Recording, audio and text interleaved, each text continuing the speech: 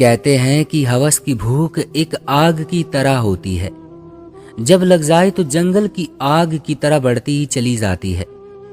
मैं कोई रईस नवाब नहीं था, ना ही मेरे घर पर पैसों की कोई रेल पेल थी, लेकिन मेरे अंदाज नवाबों वाले थे। मुझे बस एक ही चीज की इच्छा थी और वो थी खूबसूरत औरत। कहना तो नहीं चाहिए, लेकिन खूबसूरत लड़कियां देखकर मेरी आंखें किसी एक्सरे मशीन की तरह देखने लगती थी। मेरी आंखें हवस की ऐसी तेजी लिए होती कि वो लड़की कांपने पर मजबूर हो जाती। मैं उनको इस तरह से कांपते हुए देखकर मजे लेता था। जब मेरे जज्बात मेरे काबू से बाहर होते तो मैं उस लड़की के पास से यूं गुजरता कि कोई फासला ना छोड़ता। देखने में मैं एक खूबसूरत लड़का था। मेरा काम शादी ब्याह में मूवी बनाने का था। काम ही कुछ ऐसा था, हर दिन खूबसूरत परियां मेरे कैमरे की खूबसूरती बढ़ाती थी। दुल्हन की मूवी बनाते हुए क्या कुछ गुस्ताखियां मैं उनसे नहीं करवाता था। कभी दुपट्टा पीछे कर देता, कभी अपने हाथों से उसके रेशमी बालों को आगे करता ताकि उसकी तस्वीर के अच्छे अच्छे पोज ले सकूं। इसी चक्कर में उसके पति से पहले मैं उस दुल्हन को हर तरह से छू चुका होता था। लेकिन अभी तक मेरी जिंदगी में मेरी ऐश यहीं तक थी। शादी पर आने वाली खूबसूरत अप्सराओं को मैं अपने कैमरे की आंखों से देखता और तस्वीर खींचकर अपने कैमरे में फिक्स कर लेता। लेकिन एक दिन मेरा एक दोस्त मुझसे कहने लगा कि एक जगह वीडियो बनानी है, अगर तुम वो वीडियो बना दो तो लाखों कमाओगे। अपने दोस्त की बात मैंने हैरानी से सुनी थी। भला ऐसी भी कौन सी वीडियो थी जिसके बनाने के मुझे लाखों मिल सकते थे। शादी की 4 घंटे की वीडियो बनाने के मुझे बस 7-8 हजार ही मिलते थे। मैंने अपने दोस्त से कहा कि मुझे ऐसा ही काम करना है जिससे 1 घंटे की वीडियो से लाखों रुपए मेरे हाथ में आने लगे। मैं अपने घर का अकेला मर्द था। मेरे बाबा हमें छोड़कर इस दुनिया से जा चुके थे। घर में माँ और 2 जवान बहनें थी। बड़ी बहन के लिए मेरी माँ रिश्ता ढूंढ रही थी, जिसकी शादी के लिए भी मुझे ही पैसे इकट्ठे करने थे, और छोटी बहन कॉलेज में पढ़ती थी। मेरी बहनें दोनों ही बहुत खूबसूरत थी, इसलिए उनके रिश्तों का मिल जाना मुश्किल काम नहीं था। मुश्किल तो बस उनका दहेज इकट्ठा करना था। मैंने इसलिए भी अपने दोस्त की ऑफर को स्वीकार कर लिया कि एक वीडियो के लाखों मिल जाएंगे तो बहन का रिश्ता मिलते ही शादी कर दूंगा। जब तक दोनों बहनों की शादी ना हो जाती, मेरी शादी का तो दूर दूर तक कोई चांस नजर नहीं आ रहा था। मैं दूसरे ही दिन अपने दोस्त के साथ चला गया। वो एक बंगला था जो 1000 गज पर शानदार तरीके से बना हुआ था। मैं तो उसे बाहर से देखकर ही हैरान सा रह गया था। चौकीदार ने दरवाजा खोला तो एक बहुत बड़ा बगीचा देखकर मेरी आंखें खुली रह गई थी। अलग अलग तरह के महंगे से महंगे फूलों से वो लॉन सजा हुआ था। सामने पार्किंग एरिया में 3 गाड़ी खड़ी हुई थी। मैं फटी फटी आंखों से ये सब देख रहा था। मुझे लगा हो सकता है इस अमीर आदमी के घर का कोई फंक्शन होगा, तभी तो वो मुझे एक वीडियो के लाखों देने को तैयार है। मैं अंदर ही अंदर बहुत खुश था। जब अंदर लॉन्ज में गया तो मेरे होश ही उड़ गए। सामने लॉन्ज कोई शीश महल लग रहा था। वहां का फर्श, सामने रखे गद्देदार सोफे, डेकोरेशन, हर चीज काबिले तारीफ थी। वहां की नौकरानी ने हमें सोफे पर बैठने के लिए कहा और कहने लगी कि मैडम को बुलाकर लाती हूँ। मैं जैसे ही सोफे पर बैठा तो जरा सा अंदर को धस गया। क्या आरामदेह सोफा था, क्या ठाठ थे। अमीर होना भी किसी आशीर्वाद से कम नहीं होता। मेरे अंदर से कई ठंडी आहें निकली थी। कुछ देर बाद ही एक नौकरानी ट्रॉली में अलग अलग तरह की जूसेस की बोतल लिए हमारे पास आ रही थी।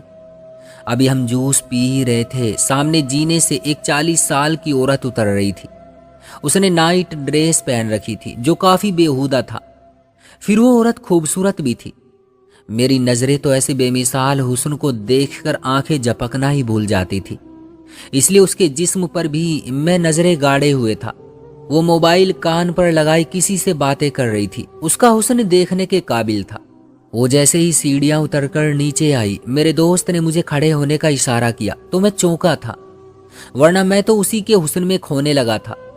हम दोनों को उस औरत ने बस सरसरी सा देखा था और बैठने का इशारा करके फोन पर अपनी बात जारी रखने लगी। हम दोनों अपनी जगह पर दोबारा बैठ गए। कुछ मिनट वो बड़ी अदाओं से फोन पर बात करती रही और फिर फोन बंद कर दिया। मेरे दोस्त ने उस औरत को नमस्ते किया, उसने सर हिला दिया। फिर एक नौकरानी उस औरत के पास शीशे की प्लेट में सिगरेट लेकर आई। ये देखकर मुझे हैरत का झटका लगा था। उस औरत ने सिगरेट मुंह में रखी और सुलगाने लगी। वो सिगरेट का कश लेते हुए मेरे दोस्त से बोली, ये है वो लड़का? उसने मेरी तरफ इशारा करके पूछा। मेरा दोस्त बोला, जी जी हाँ मैडम जी, यही है, अमित नाम है इसका, ये कमाल की वीडियो बनाता है। ये सुनकर उस औरत ने सर से पैरों तक मुझे ध्यान से देखा और फिर मुंह से धुआं बाहर निकालकर मुझसे बोली, ए लड़के, मैं 6 महीने के कॉन्ट्रैक्ट पर साइन करवाऊंगी तुमसे, फिर ही डील करूंगी। कॉन्ट्रैक्ट के बाद तुम सिर्फ मेरा काम करोगे। ये बात सुनकर मैं कुछ देर सोच में पड़ गया था कि 1 घंटे की वीडियो बनाने के बाद मुझे अपने काम से छुट्टी मिल जानी चाहिए। ये क्या बात हुई कि मैं और कुछ कर नहीं सकता? इससे पहले कि मैं कुछ बोलता, मेरा दोस्त कहने लगा कि आप जैसा कहेंगी मैडम साहिबा वैसा ही होगा। मैंने इस बात पर अपने दोस्त को घूर कर देखा था। उस औरत ने अपनी नौकरानी से चेकबुक लाने को कहा और मुझसे पूछने लगी कि मेरे पास मूवी कैमरा किस मॉडल का है, मैं एक शादी की मूवी पर कितना कमा लेता हूँ। अभी हम बात कर ही रहे थे कि नौकरानी चेकबुक लेकर आई। मैं ये सोच रहा था कि 6 महीने का ये क्या चेक दे देगी, यही कोई 3-4 लाख का। ये पैसे तो काफ़ी ही होंगे। मैंने यहाँ एक्स्ट्रा काम करना था ताकि बहन की शादी के लिए पैसे इकट्ठा कर सकता। बाकी मुझे घर चलाने के लिए अपना काम तो जारी रखना ही था, लेकिन मेरे दोस्त ने तो मुझे सोचने का मौका तक नहीं दिया था। उस औरत ने चेक फिल किया और चेक बुक समेत मेरे सामने रखे टेबल पर फेंक दिया। साथ में एक कॉन्ट्रैक्ट पेपर भी रख दिया। फिर कहने लगी, पेपर साइन करके चेक फाड़ के ले जाना और कल काम पर वक्त पर आ जाना, वरना उठकर जा सकते हो। मैंने जब चेक पर नजर डाली तो मेरे तो होश ही उड़ गए। 15 लाख का चेक था। इतने पैसे तो मैंने कभी सपने में भी नहीं सोचे थे। इन पैसों से तो मेरे बहुत से काम हो सकते थे। मैंने खुशी खुशी वो चेक उठाकर जेब में रख लिया। मैं तो इस कदर खुश था कि मेरे पैर ही जमीन पर नहीं टिक रहे थे। लेकिन मैं नहीं जानता था कि मैं किस दलदल में फंसने जा रहा हूँ। मैं तो इस वक्त खुद को हवा में उड़ता हुआ महसूस कर रहा था। अभी मेरी ये खुशी ही मुझसे संभाली नहीं जा रही थी। उस औरत ने कहा कि सुबह 8 बजे पहुंच जाना। उसने दोबारा चेक दे दिया था। जब मैं घर पहुंचा तो मेरी माँ का चेहरा खुशी से दमक रहा था। मुझे देखकर वो कहने लगी कि अमित, प्रीति को वो लोग पसंद करके जा चुके हैं। मैं सोच रही थी कि अच्छा रिश्ता रोज रोज नहीं आता, इसलिए रिश्ता कर लिया जाए। लेकिन परेशानी ये है कि उन्हें शादी जल्दी करनी है और हम तो अभी 6 महीने या 1 साल तक शादी कर ही नहीं सकते। मैंने अपनी माँ की परेशानियों को मिनटों में हल किया था, क्योंकि मेरे पास अब अपनी परेशानियों का हल जेब में मौजूद था। मैंने अपनी माँ से कहा, मेरी एक जगह डील हो गई है, मैं अब उनके अंडर में मूवी बनाने का काम करूंगा, इसलिए उन्होंने मुझे अच्छे खासे पैसे एडवांस दिए हैं। आप प्रीति का रिश्ता तय कर दे। मेरी माँ खुश हो गई, लेकिन अब तक उस मैडम ने मुझे ये नहीं बताया था कि मुझे काम क्या करना है। रात को सोते वक्त मैं ये सोचने लगा कि उस औरत का ऐसा भी क्या काम हो सकता है कि रोज की 1 घंटे की वीडियो का ये मुझे 15 लाख दे रही है। और ये 15 लाख भी 6 महीने का एडवांस नहीं है, बल्कि कुछ एडवांस है, बाकी वो मुझे और भी देती रहेगी। रात भर में यही सोचते हुए सो गया कि आखिर ऐसी भी क्या वीडियो है जिसके पैसे इतने ज्यादा वो मुझे देने को तैयार थी। सुबह मेरी आंख देर से खुली। मैं जल्दी से तैयार हुआ। मैंने वो चेक अपने अकाउंट में डलवाया और उस मैडम के घर चला गया। इस बार वो पैंट शर्ट पहने हुए बिल्कुल तैयार थी, जैसे कहीं जाने वाली हो। मुझे देखकर उसने एक गुस्सैली नजर मुझ पर डाली, फिर अपनी घड़ी पर, और मुझे कहने लगी, आज तुम पूरे आधा घंटा लेट हो गए हो। मैं कुछ शर्मिंदा सा हुआ। आज पहला दिन था और मैं देर से पहुंचा था। वो मुझे अपने साथ अपनी गाड़ी में बैठाकर एक फ्लैट में ले गई जो अंदर से स्टूडियो की तरह से बना हुआ था। मुझे लगा शायद वो मॉडलिंग करवाती है और मुझसे मॉडल की तस्वीर और मूवी बनवाएगी। वो मुझे एक कैमरे में ले गई जहां का मंजर देखकर मेरे होश ही उड़ गए थे। बेशक मैं मूवी मेकर था, शादियों में मूवी बनाता था, लेकिन मैंने कभी ऐसा काम भी नहीं किया था जो मंजर मैं कमरे में देख रहा था। मैं फौरन कमरे से बाहर निकल गया। ये देखकर मेरा सर चकराया था। वो औरत भी गुस्से से बाहर निकली थी। मुझसे कहने लगी, तुम बाहर क्यों आए हो? मैंने कहा, मैं ये काम नहीं कर सकता। मेरी बात पर उसने मुझे यूं देखा जैसे नजरों से ही मुझे खा जाएगी। कहने लगी, तुमने कॉन्ट्रैक्ट साइन किया है, अगर तुम अपनी बात से मुकरे तो 15 लाख से डबल पैसे वापस करोगे। मैं उसकी शक्ल देखने लगा। मुझे ये तक नहीं पता था कि उस कॉन्ट्रैक्ट पेपर पर लिखा क्या है। मैंने तो चेक देखा और खुश हो गया था, और अब मैं सोच में पड़ गया था। मैंने कोई जवाब नहीं दिया और वहां से बाहर निकल गया। जब घर पहुंचा तो मेरी बहन प्रीति के ससुराल वाले रिश्ता तय कर चुके थे। माँ ने मेरे मुंह में मिठाई डाली और 3 महीने बाद शादी की खबर भी सुना दी। मैं चुपचाप हो गया था। मुझे शिद्दत से अपनी गलती का एहसास हुआ था। मुझे पहले काम पूछना चाहिए था। हल्की फुल्की नजर की चोरी और बात थी, लेकिन जो काम वो औरत मुझसे लेना चाहती थी वो एक पापों का दलदल था। लेकिन मैं फंस चुका था। अगले दिन मैं वहां पहुंच गया। वो औरत अब भी मुझे ही घूर रही थी और मैं अब बेबसी से नजरें झुकाए उसके सामने खड़ा था।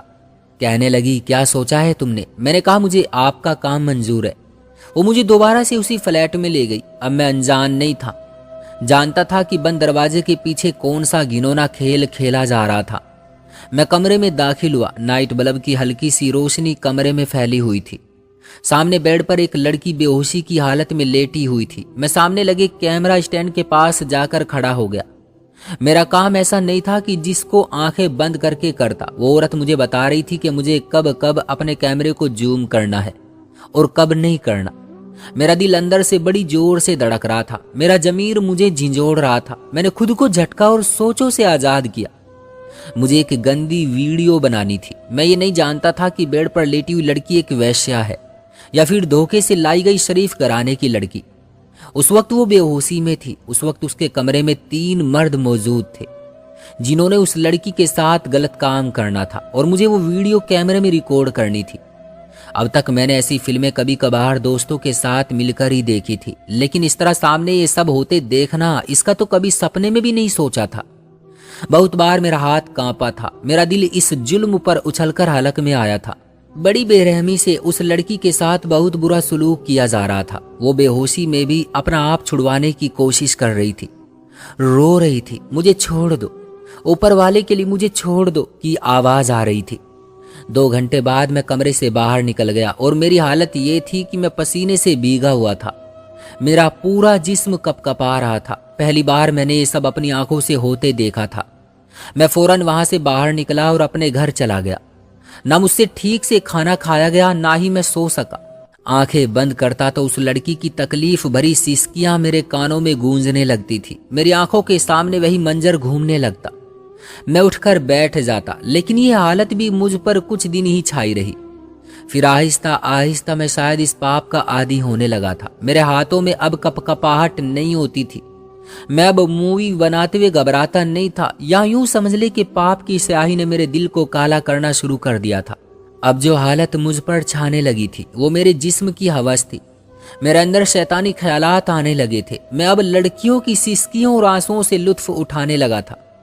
जब भी मैं वीडियो बनाता मेरे जज्बात बेकाबू होने लगते थे। एक बार जब मैं कमरे में गया तो वहां एक लड़की मुंह छुपाए बैठी थी। मैं इतना तो समझ चुका था कि ये लड़कियां ज्यादातर कॉलेज की हैं, जिन्हें प्यार के जाल में फंसाकर इसी मैडम की टीम के लड़के यहाँ लाते थे। फिर उनकी गंदी वीडियो बनाकर उन्हें ब्लैकमेल करके उनसे जिस्म फरोशी करवाई जाती। वो फ्लैट इसी तरह के कुछ और फ्लैट धंधे के तौर पर इस्तेमाल हो रहे थे और वो लड़कियां ये सब करने पर मजबूर थी। मैंने जब उस लड़की के हाथों की तरफ देखा तो उसके हाथ सफेद दूधिया रंग के थे और खूबसूरती मेरी कमजोरी थी। जब वो मैडम अंदर आई तो मैंने उससे कहा कि इस लड़की के साथ वीडियो मैं बनवाना चाहता हूँ। मेरी बात पर पहले तो उस मैडम ने मुझे हैरत से देखा था, फिर मुस्कुराने लगी, कहने लगी, ठीक है, मुझे कोई ऐतराज नहीं। वो लड़की वाकई खूबसूरत थी। पहली बार मैंने उस लड़की के साथ ये घटिया काम किया था और मुझे अपने काम पर कोई अफसोस नहीं था। फिर तो जैसे मुझे इस पाप की आदत सी होने लगी थी। मेरी बहन की शादी भी सर पर आ चुकी थी और मुझे बहुत धूमधाम से शादी करनी थी। मेरी माँ खुद हैरान थी कि मेरे पास इतने पैसे कहाँ से आए। इसी शादी के बीच मैंने उसी लड़की को देखा जिसके साथ वो दुष्कर्म किया था। अब तो वो लड़की उस औरत के लिए धंधा करती थी, लेकिन वो यहाँ सर पर दुपट्टे रखे बहुत नेक लड़की बनी हुई थी। मैं दिल ही दिल में हंसने लगा और जानबूझकर उसके पास चला गया। वो मुझे देखकर कुछ नर्वस सी हो गई थी, इसलिए वहां से कतराकर गुजरने लगी थी। जब मेरी बहन की सास ने उसे नाम से पुकारा तो मैं तो चकरा कर रह गया था। जब मुझे ये पता चला कि वो लड़की तो मेरी बहन की ननंद थी। जितना वो मुझे देखकर बौखलाई थी, इतना ही मैं उसे देखकर घबराया था। वो तो ये भी नहीं जानती थी कि पहली बार उसकी इज्जत को किसने रोंदा था, क्योंकि उन वीडियोज में मर्दों की शक्ल को ब्लर कर दिया जाता था। बस लड़कियों के चेहरे साफ दिखाई देते थे। वो मुझे इसलिए भी जानती थी क्योंकि मैं उसकी कई वीडियोज उसके होशो हवास में भी बना चुका था। उसे इस वक्त अपनी बहन की ननंद की हैसियत से देखकर मेरी हालत इसलिए भी खराब होने लगी थी क्योंकि मेरी माँ ने कुछ दिन पहले ही मुझसे कहा था कि उन्हें प्रीति की ननंद बहुत पसंद है, वो बहुत खूबसूरत है, मैं तुम्हारा रिश्ता मांगना चाहती हूँ। मैंने कहा ठीक है, अगर आपको पसंद है तो मांग ले। और मेरी माँ इस लड़की से मेरा रिश्ता तय कर चुकी थी। मैं उन दिनों अपने काम में बहुत बिजी था, इसलिए इस बात पर ध्यान नहीं दिया कि उस लड़की की फोटो ही देख लूं कि वो कैसी है। और अब उसे देखकर मेरी हालत ये थी कि मैं अभी गिर पड़ूंगा। मैं कैसे ऐसी लड़की से शादी कर सकता था जिसकी वो घिनौनी वीडियो में खुद बना चुका था। मैं क्यों ऐसी बदचलन लड़की को अपनी पत्नी बनाता। मर्द चाहे खुद 100 जगह पाप करता फिरे, लेकिन अपनी पत्नी उसे नेक और पवित्री चाहिए होती है। अभी मैं इसी उलझन का शिकार था जब मेरी माँ ने मेरा हाथ पकड़ा और उसी लड़की के साथ बैठा दिया। जिस कदर मैं घबराया हुआ था, इतना ही वो भी बौखलाई हुई थी। माँ ने कहा कि चलो अब तुम भी रिया के हाथ में सोने की अंगूठी पहना दो। माँ ने मेरे हाथ में सोने की अंगूठी की डब्बी पकड़ा दी। मैं ये सोच रहा था कि अब क्या करूं। अगर वो मेरी बहन की ननंद ना होती तो मैं उस वक्त वहां से उठकर बाहर चला जाता, लेकिन अभी तो मेरी बहन की शादी होनी बाकी थी। तय यही हुआ था कि पहले मेरी मंगनी उस लड़की से होगी और उसके बाद मेरी बहन की शादी होगी। एक मर्द होते हुए अंगूठी पहनाते हुए मेरे हाथ कांप रहे थे। उसका हाथ मुझे अपने हाथ में बहुत बुरा लग रहा था। खैर मैंने अंगूठी पहनाई और वहां से खड़ा हो गया। अपनी बहन की शादी मैंने किस दिल से देखी थी ये मैं ही जानता था। पूरी रात मैं सो नहीं पाया था। अब तक न जाने कितने लड़कों के साथ वो लड़की मुंह काला कर चुकी थी। मैं भला कैसे आंखों देखी मक्खी निगल सकता था। मैं तो मर कर भी उस लड़की को छू नहीं सकता था। मैं अब ये सोच रहा था कि मना कैसे करूं। मेरे मना करने का मतलब मेरी बहन की तलाक थी, जिसे अभी ससुराल में गए हुए 24 घंटे भी नहीं हुए थे। और अगर मैं उस लड़की की असलियत सबके सामने बता करके उसका रिश्ता खत्म करता तो वो मेरी असलियत सबके सामने रख देती कि मैं कैसी कमाई को अपने घर ला रहा हूं।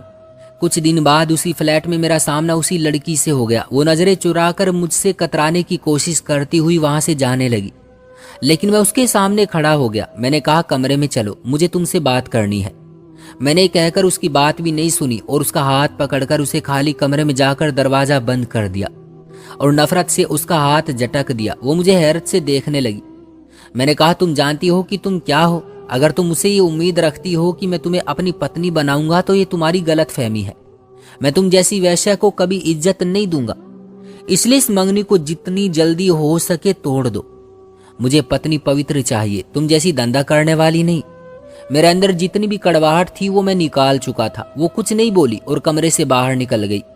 उसी शाम मेरी बहन की सास का फोन मेरी माँ को आ गया। वो रोते हुए माफी मांगने लगी कि मेरी बेटी ये शादी नहीं करना चाहती, उसे कोई और पसंद है। मेरी बेटी ने तो मुझे शर्मिंदा करके रख दिया है। मेरी माँ परेशान थी, लेकिन मैं बहुत खुश था कि अच्छा हुआ जान छूटी।